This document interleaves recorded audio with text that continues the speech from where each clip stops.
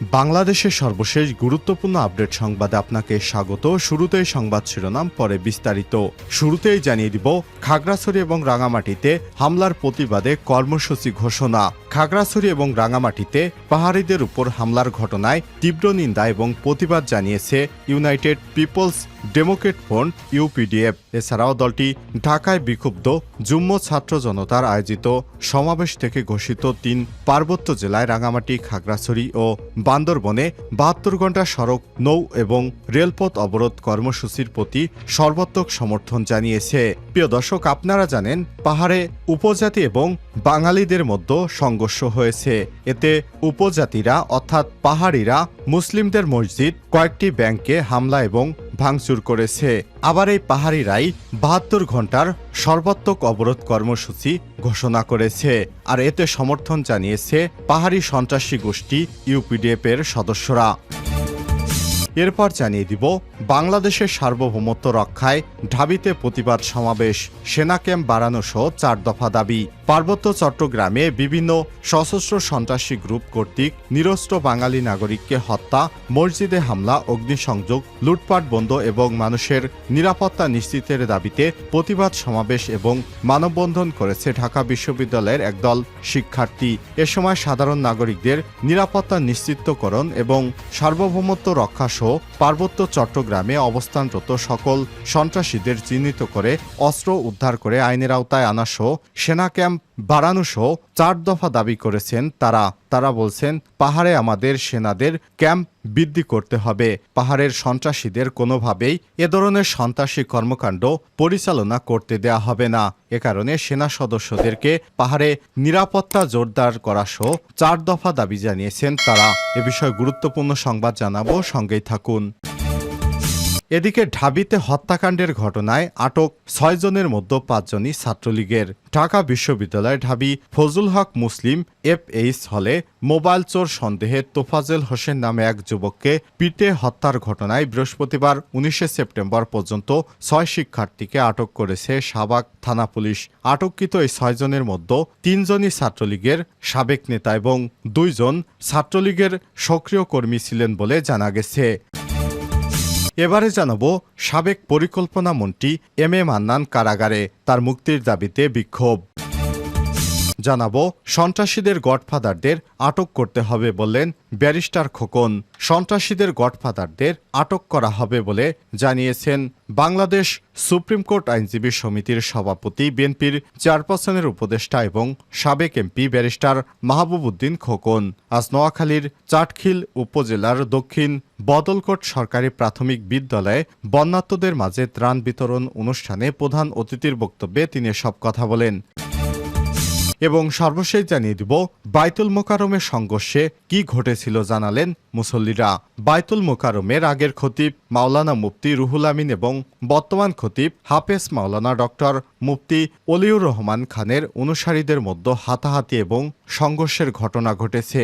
আর শুক্রবার ২০ সেপ্টেম্বর জুমার নামাজের আগে ওই ঘটনা ঘটে। এতে অনেক মুসল্লি আহত হয়েছেন। প্রত্যক্ষদর্শীরা জানিয়েছেন, দীর্ঘদিন থেকে লাপাত্তা থাকা আগের খতিব মুফতি রুহুল আমিন গোপালগঞ্জ থেকে ১,০০০-এর বেশি ছাত্র এনে মুসল্লিদের উপর হামলা চালায়। মুসল্লিরা জানায়, ছাত্র জনতার গণঅভ্যুত্থানের পর থেকে পলাতক থাকা বাইতুল মোকাররমের খতিব রুহুল আমিন শুক্রবার মসজিদে ফিরে আসার ঘটনায় এমন পরিস্থিতি সৃষ্টি হয়েছে।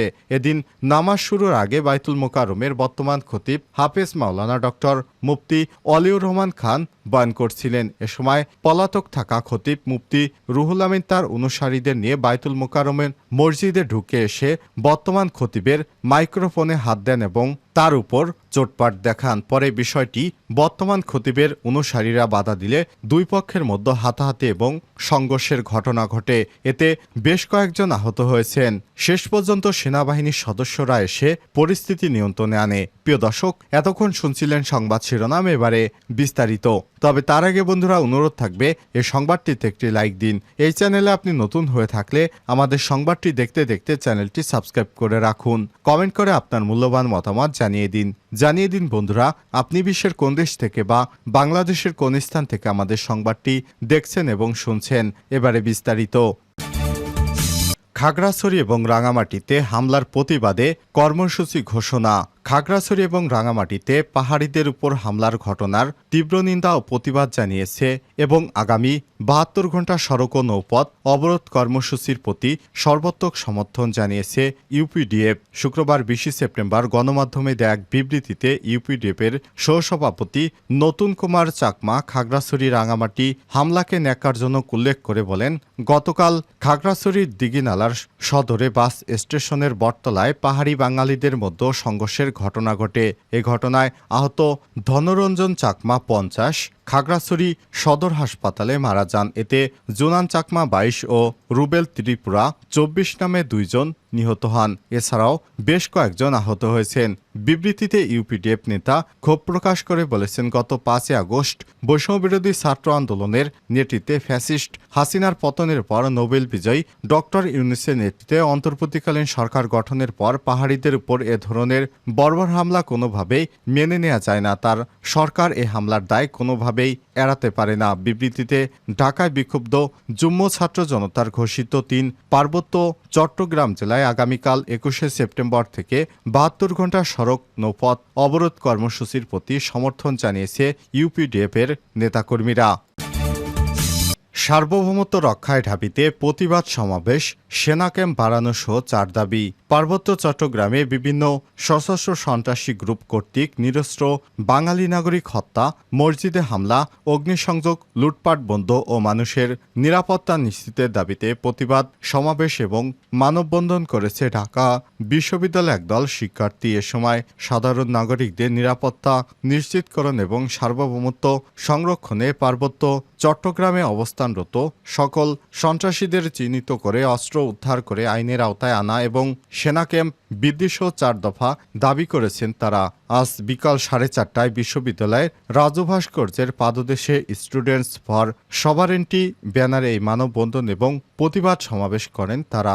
দাবিগুলো হলো, পার্বত্য চট্টগ্রামে অবস্থানরত সশস্ত্র সন্ত্রাসীদের চিহ্নিত করে আইনের আওতায় আনতে হবে। পার্বত্য চট্টগ্রাম সকল প্রকার অবৈধ অস্ত্র উদ্ধারের জন্য আইনশৃঙ্খলা বাহিনী কার্যকরী পদক্ষেপ নিতে হবে। পার্বত্য চট্টগ্রামে নিরন্তর সাধারণ নাগরিকদের জীবনের নিরাপত্তা নিশ্চিতকরণে সেনাবাহিনীকে কার্যকর ভূমিকা রাখতে হবে।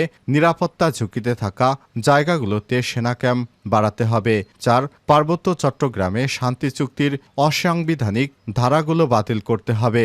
মানববন্ধনের শিক্ষার্থী মিনহাস তৌকি বলেন, সেনা শাসন হটানোর নামে আতর্কিত হামলা করে নাটক সাজিয়ে পার্বত্য চট্টগ্রামকে তারা জুম্মোল্যান্ড বানাতে চায়। পাহাড়ের অধিকার যেমন সমতলে রয়েছে তেমনি সমতলের অধিকার পাহাড়ে রয়েছে। তারা মামুনকে চুরির অপবাদ দিয়ে হত্যা করেছে।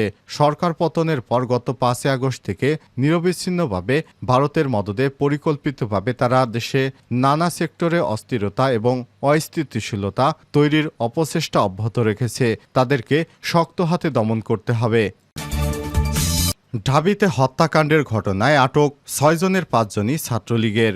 জানা যায়, পিটিয়ে হত্যাকাণ্ডের ঘটনায় বিশ্ববিদ্যালয়ের পদার্থবিজ্ঞান বিভাগের শিক্ষার্থী মোহাম্মদ জালাল মিয়া ২০১৮-১৯, ভূগোল বিভাগের আল হোসাইন সাজাদ ২০২১-২২, গণিত বিভাগের আহসানুল্লাহ ১৮-১৯, পানীয় পরিবেশ বিভাগের সুমন মিয়া ২০২০-২১, সমুদ্রবিজ্ঞান বিভাগের ওয়াজিবুল আলম ২০২১-২২ এবং মৃত্তিকা পুষ্টি ও খাদ্যবিজ্ঞান ইনস্টিটিউটের মোহাম্মদ মুত্তাকিন শাকিনকে আটক করেছে পুলিশ। তারা আজ শুক্রবার ২০ সেপ্টেম্বর আদালতে ফৌজদারি কার্যবিধি ১৬৪ ধারায় স্বীকারোক্তিমূলক জবানবন্দি দিয়েছেন। তাদের মধ্যে ৬ জনের মধ্যে ৫ জনই ছাত্রলীগের নেতাকর্মী বলে জানা গেছে। উল্লেখ্য, গত একদিন আগে ঢাকা বিশ্ববিদ্যালয়ে এক মানসিক ভারসাম্যহীন যুবককে পিটিয়ে হত্যার অভিযোগে উত্তাল রয়েছে ঢাবি ক্যাম্পাস।